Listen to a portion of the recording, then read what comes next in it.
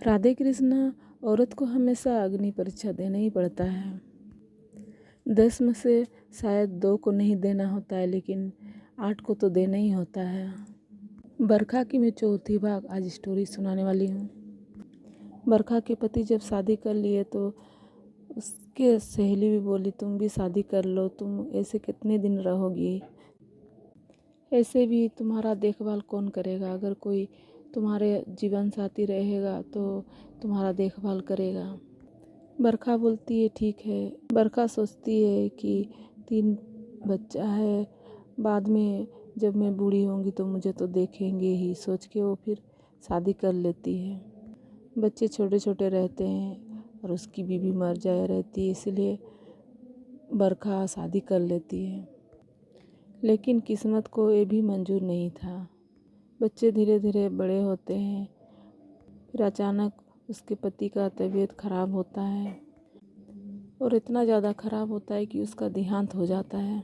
बरखा सोचती है कि मैं जहाँ खड़ी हुई थी वापस मैं वहीं पर आके खड़ी हो गई। इतने दिन उसके पति थे, उतने दिन उसके बच्चे भी उसे अपना माने, माँ माने। और जब उसके पिताजी गुजर गए तो बच्चे भी उसे अपना नहीं माने। बरखा को कुछ भी बोलती है तो बच्चे गुस्सा हो जाते हैं और बरखा के साथ झगड़ा करते हैं। जितना दिन उसके पति थे उसका कोई भी परिवार नहीं था। जैसे ही उसका पति मरा उसके परिवार आ गए और बोले बच्चे हमारे हैं। बच्चों का फुआ आ गई और बोली कि वे बच्चे हमारे हैं और तुम्हें यहाँ हम रहने नहीं देंगे। बरखा बोलती मेरा भी तो हक है। नहीं, तुम्हारा कुछ हक नहीं है, तुम हम लोगों के घर से निकल जाओ। बरखा के साथ मारपीट करते हैं। फिर एक दिन बरखा गुस्सा से वहाँ से निकल कर आ जाती है। सोचती है कहाँ जाएंगे, उसके पास पैसे भी नहीं रहते हैं। वो चल चल के ही उसके मायके आ जाती है। मायके में सभी लोग उससे गुस्सा करते हैं, कोई उससे बात नहीं करता है, लेकिन उसकी माँ बात करती है उसके साथ। मायके में सामने एक घर किराए में लेती है और वहीं रहती है, वहीं वो रहकर काम करती है। बरखा सोचती है अगर मैं पहले ही ये फैसला करती कि मेरे पति के साथ ना जाके मैं यहीं पर किराए में घर लेके रहती तो शायद मेरा हाल ऐसा नहीं होता है। इसीलिए हमेशा औरतों को अपना फैसला खुद करना चाहिए। जितना भी परेशानी हो उसे सोच समझ कर कदम रखना चाहिए।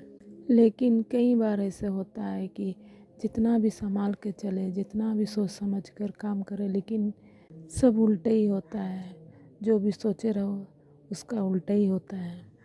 ये स्टोरी में मुझे बोलने के लिए आसानी हुआ, आप लोग को सुनने के लिए आसानी हुआ, लेकिन बरखा के साथ क्या क्या हुआ और कैसे जी होगी, कैसे अपने जान को बचाई होगी, वही जानती है। उसे कितने दर्द और कितने आंसू उसको मिले वही जानती है। उसके आंसू पोंछने भी कोई नहीं था, फिर भी वो अपने आप को संभाली और आगे बढ़ी, अपने जान को बचाई। कई बार सोची हो कि मैं जान दे दूंगी, लेकिन वो सोची कि सब में मेरा हक है, लेकिन मेरा अपना जान लेने के लिए मुझे हक नहीं है। इसलिए वो ज़िंदगी जीते गई, रोते गई, फिर भी ज़िंदगी जीते गई। शायद कभी ज़िंदगी मेरा अच्छा होगा। बरखा का ज़िंदगी कभी अच्छा हुआ या नहीं हुआ, हम हमेशा फिल्मों में देखते हैं, और सीता माँ के साथ क्या हुआ था वो देखते हैं, लेकिन हमारे आसपास कैसे औरतें रहते हैं हम कभी ध्यान नहीं देते हैं। हमारी दादी, हमारी नानी, हमारी माँ कैसे ज़िंदगी बिताती है हम कभी ध्यान नहीं देते हैं, लेकिन हम सभी को ध्यान देना चाहिए, उन लोगों का कदर करना चाहिए। ये स्टोरी सुनने के लिए आप लोगों को बहुत बहुत धन्यवाद।